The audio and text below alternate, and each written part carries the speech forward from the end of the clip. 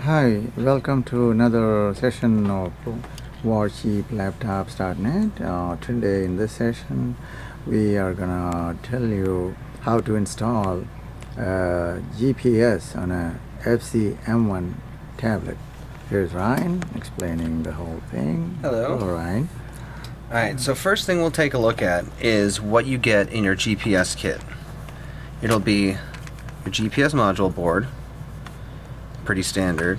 Most likely a couple stickers, that's just to keep ribbon cables down, a screw to hold down the board, and then an extra ribbon that you'll need to plug in. That'll go from this board here to your main board.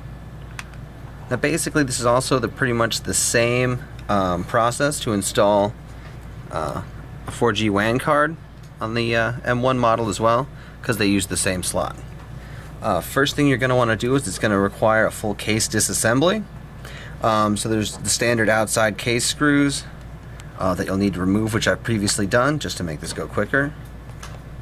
Screws there, the two on the side here, and these they'll be a little tight, but just give them a nice stiff tug and they'll come off. Same with the other side, two screws on the end. This piece will come off. Set that off to the side. And then on the bottom half, two screws. You might need to slide this a little bit before trying to pry it off. And that just snaps off. Same with this metal bracket. The screws have been previously removed, but there will be two screws on that bracket holding it in there and there. Alright, so that's come off. Then there's the main case. There's a few screws around that have been previously taken out. There's a few that are kind of sneaky, so keep an eye out for those. Alright, and then you should be able to pop this case off. Oh, whoops, forgot the top piece there. Screw here, screw here. That pops off as well. Let me get a little screwdriver in there.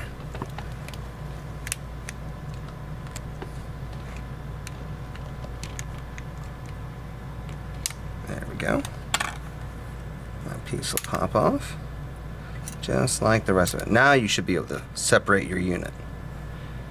Sometimes you'll have to get a little screwdriver in there just to do a little early pry, but don't want to pull too hard. Should pull firm but slow. You don't want to break anything. Then your full case should come off just like that half. Then you're left with your open unit. As you can probably notice just by the shape and size, this is the area your card will be going. So quickly I'll do the WAN one real quick just to show how it goes in there.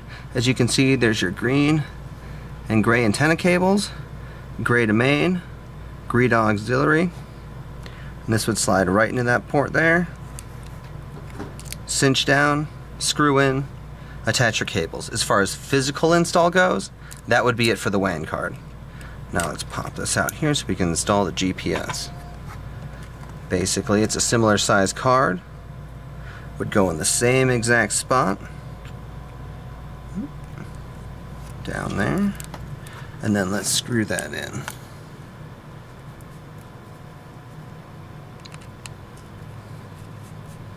Alright, now for our purposes here, we're using it for GPS. So the ones we'll connect it to is GPS antenna and GPS external. Here we go. Those two there. These are kind of tall, so they're small, so you need some tiny hands and good eyes. Might take you a minute, but they will go on there. Alright, once you got those connected, there's one more piece to connect, and that's this ribbon cable here. It should go prongs on the top side, so when you install it, it should install this way. One connector is on the board. The other connector is right here, if you can see it, next to where the board connects to the main board. You'll get this little guy there underneath the sheet of plastic. So you might need to fiddle with it a little bit to install that.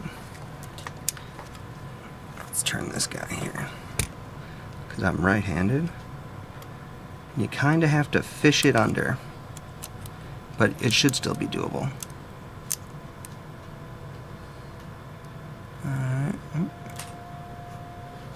Get that guy in there. It's a little tricky, which there isn't really a better way to do it. There we go. Once you get it fished into position, you'll just need to firmly press it in. Most likely you'll need a screwdriver. Once I got in there, and very carefully, just tap it, push in on the side. Make sure not to hit the cable, but just do the piece of plastic. Once that's firmly in there, alright, we'll connect the other piece here.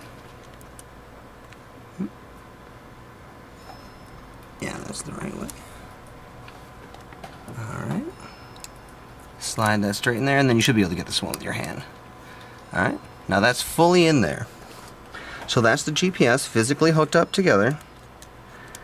And unfortunately for the GPS on the M1 models, it does not appear in BIOS.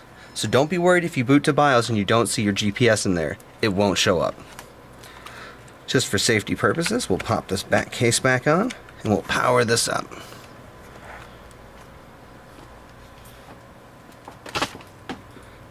Alright, get that in there. Power that guy on. And we'll let that boot up. This one has Windows 8 on it. We've previously installed the drivers and viewer bundle for this guy, but we'll show you those on the desktop. We've left them there just so you can see what you're looking for. They should be available on the Panasonic website for Windows 8 and Windows 10 for the Mark 1 and 2 units. And it'll be labeled GPS driver and GPS viewer, so it'll be very easy to find on there. Alright, got it booted up. We'll go to desktop mode. Now these are the drivers here I left on the desktop so you can see them. Just GPS driver, GPS viewer, pretty standard stuff. So those have been previously installed. And we'll just go here so we can show the driver installed. It'll show up under COM port. Let that come up. Go over to device manager. And those are just for other drivers because it's Windows 8. But if we go down here to ports, uBlock's virtual COM port, COM4. So that's what it shows up. It auto assigns itself a number. This one shows COM4.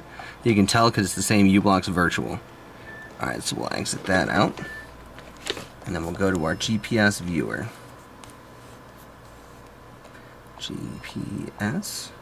GPS viewer shows up there. Click on that.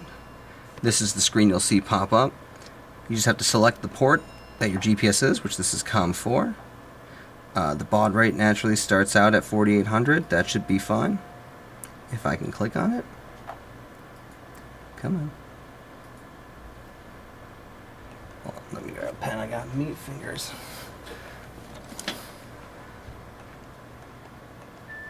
Alright, there we go. COM4. And then connect.